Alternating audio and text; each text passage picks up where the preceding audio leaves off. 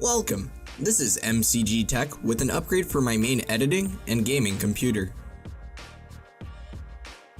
In this video, I am going to share the components I upgraded to, as well as some of the synthetic benchmarks following the upgrade.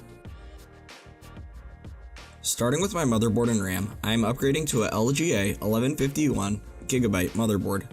I also did use 2x4GB of DDR4 RAM until my 16GB kit arrived from Newegg. Originally, I had been using an old XPS 8300 motherboard and 24GB of DDR3 RAM. Although I did sacrifice 2 RAM slots and had to deal with expensive DDR4 RAM prices, the deal was too good to pass up on. I am now also able to access the USB 3.0 port on the front of my case.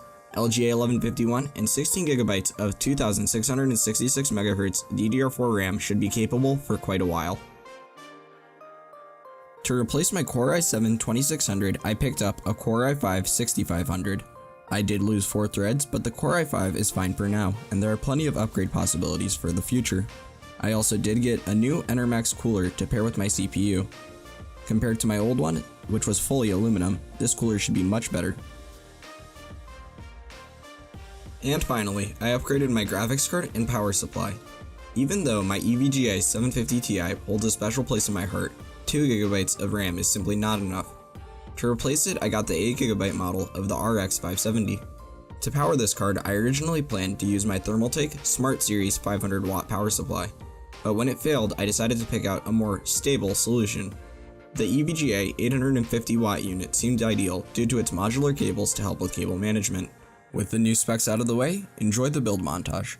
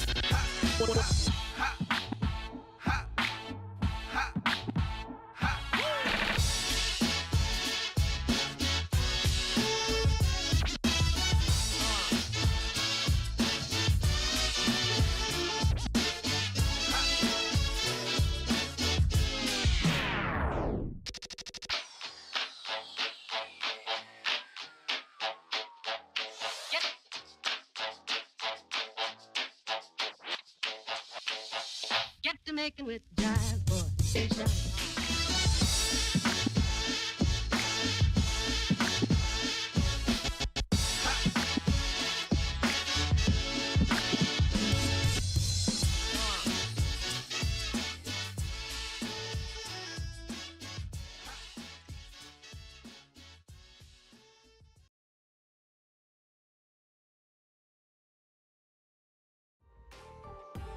With the build out of the way, let's take a look at synthetics. To start, Ada64 yielded the following GPU results, but failed the CPU test. Next, I ran the Blender CPU test. The Core i5-6500 finished the test after 1 hour and 3 minutes. Moving on to Cinebench, I ran both tests. In the OpenGL test, the RX 570 scored 98.52 FPS. On the CPU side of things, this computer scored 510 CB. In Geekbench, the i5-6500 scored 4,238 single-core and 12,410 multi-core. This computer also scored 112,377 in the OpenCL benchmark. Unigine Heaven ran well on this computer at 1080p high settings, with an average of 102 FPS and a score of 2,580. I also tested Unigine Superposition at 1080p high settings, which led to a score of 5,225 and an average of 39 FPS. With all of the synthetic tests out of the way, I am pleased with my upgrade. Games like CSGO, Elite Dangerous, and Rocket League have been running well on this computer. I know those are not very intense games, but that is what I have on hand. Editing has also been more fluid, and I have noticed the CPU has remained cooler when compared to my old i7. To summarize, this system should not need a major overhaul for a couple of years. If you enjoyed the video, make sure to like this video and subscribe. Also feel free to check out the rest of the content on this channel.